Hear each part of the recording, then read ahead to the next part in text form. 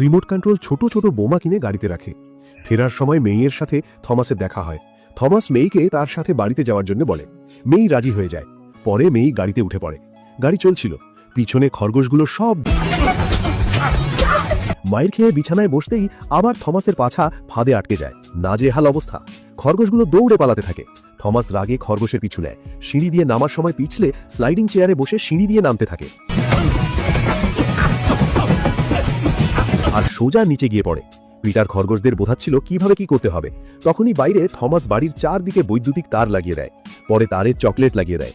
Chocolate দেখে একটা প্রাণী খেতে আসে। সব খরগোশ হাত দিয়ে নিষেধ করে। প্রাণীটা না শুনে যখন খাওয়ার জন্য তারে হাত রাখে তখনই বিদ্যুতের শর্ট খায়।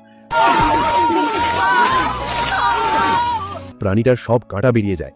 পিটার বাকি খরগোশদের নিজের পরিকল্পনা বুঝায়। পরে বিদ্যুতের লাইন পরিবর্তন করে দেয়। থমাস দূর থেকে দেখে খরগোশরা তারে ধরে শর্ট খাওয়ার অভিনয় করে। তারা তারে ধরে চকলেট খেতে থাকে। থমাস দেখতে যায় বিদ্যুৎ কাজ করছে না কেন, কিন্তু থমাস দরজায় ধরতেই এক ঝটকায় ধুরে গিয়ে পড়ে। থমাস আবার দরজা খুলতে যায়, আবার বিদ্যুতের ঝটকায় ছিটকে পড়ে। পরের বার থমাস পিছনে দরজায় যায় আর সরাসরি দরজায় না ছুঁয়ে কাপড় দিয়ে চেক করে দরজা খোলে। পরে থমাস ছাদ থেকে নিচে যেতে চায়, কিন্তু পাইপে ছুঁতেই থমাসের বিদ্যুতের ঝটকা লাগে। আবার নিচে নামতেই এক ঝটকা লেগে থমাস মাটিতে পড়ে যায়।